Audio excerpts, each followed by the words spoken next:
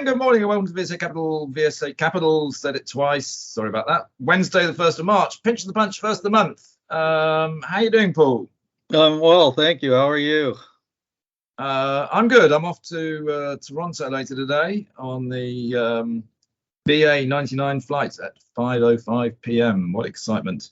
It's going to be a little bit cold over the weekend, looks like, -2 or so. Well, that's during the day. At night, it's going to be -9. So when you come out, bring your woolly hat. I've got mine packed. Oh, yeah, and my long underwear, too. Now you're giving us more detail than we need, Paul, right? But of course, I will be attending all the pre-PDAC conferences, of which there are 2.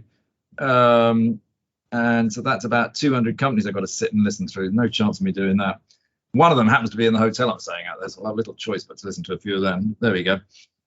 We will obviously, at some stage, we'll have all 3 of us out there. So I'm not sure how we'll do this 5-minute morning miner, but we'll find some way of doing something, keeping everybody up to speed with what we see. But let's turn to today and let's start, Paul, with actually our corporate alchemy. And obviously they've got the Tees Valley lithium hydroxide plant, and they've basically cutting a deal with the new owners, aren't they, of British Volt? Yes, that's right. Recharge, which is a special SPAC that's backed by New York private equity, has closed the deal to acquire the British Volt assets, which were in administration. It's an Australian lithium-ion battery company and also building a battery plant in Australia. But this is to continue the initiative of the cell plant of British Volt in the UK.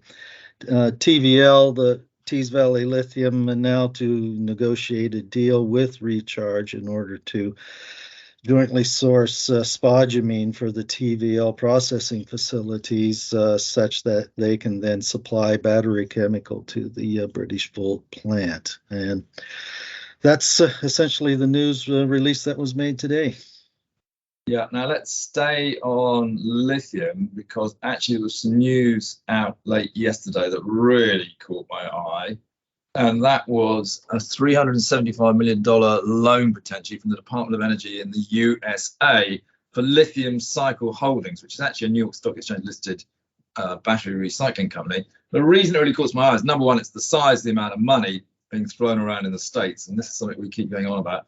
But also Lithium Cycle, one of the biggest shareholders in this is TechMet, which is the UK fund run by Brian Manell, that we find very interesting and talk with a lot. What's that all about, Paul?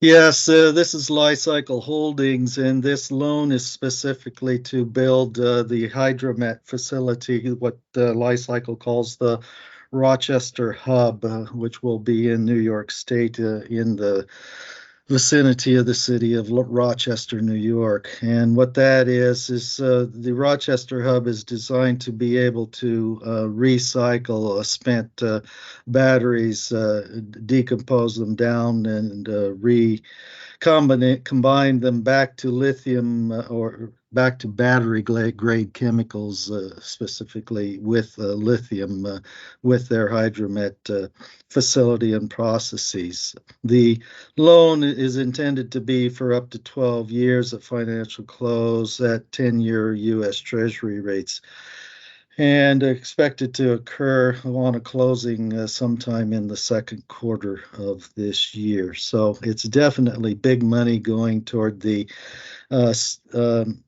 end of the life cycle of batteries for domestic circular economy initiatives in the United States. I mean, it's big money, and clearly lithium recycling, if you can achieve it, is going to be pretty important because it cuts down on the number of lithium mines you want. But it's still not really easy, and it's still very expensive. I think anybody who knows and listens to the Tech and Transitional Energy podcast that we do weekly will know that I'm constantly saying all of these long duration energy funds that have got all these lithium ion batteries out all over the place, saying that it's wonderful, wonderful, wonderful. They have not allowed for recycling those batteries. There is no decommissioning factor in there.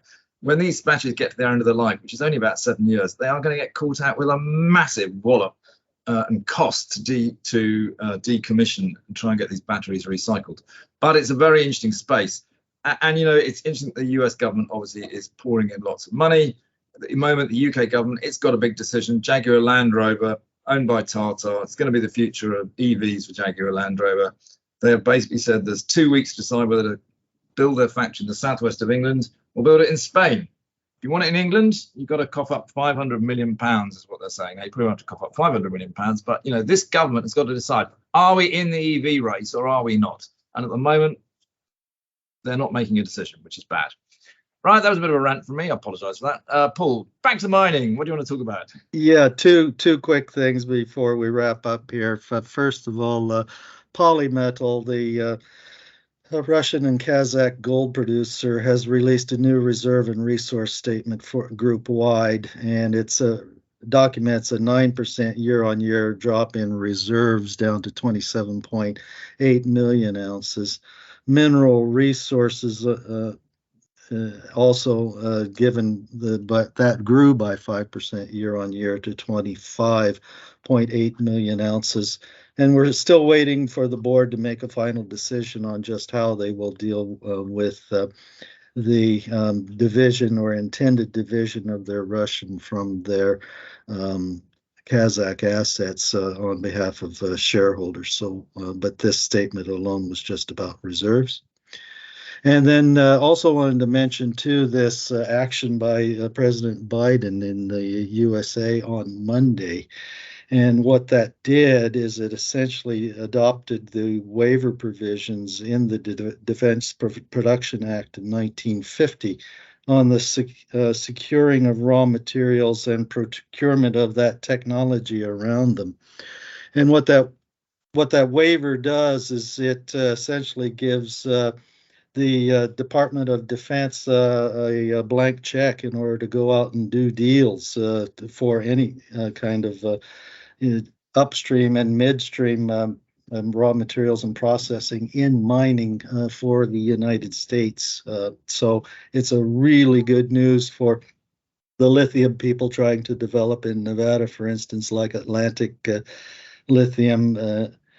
Or excuse me, like American Lithium as well. So you're getting a bit confused there. Atlantic Lithium is in Africa. That's right, but American Lithium is in the United States. So that's this, and as well as some AIM-listed firms like Brad Ahead, if they come up with something economic in Arizona, and other raw material producers too, like copper and other materials. So great news in the United States. Well, and you can also find more comments on it on my LinkedIn post I put up yesterday. I think you'll find, Paul, also the Department of Defense in America would like to get hold of some more tungsten, because it's being rather a lot of it is being used in Ukraine. So that could be very good news for tungsten. Yes, it could, because it needs to be reactivated in the United States, and there are several good interesting deposits there in Nevada as well. Sounds like we need a trip to Nevada. All right, Paul, I'll let you and Ollie do the 5-minute morning for the rest of this week, and we'll work out how we do it next week. Thank you. Very good. See you.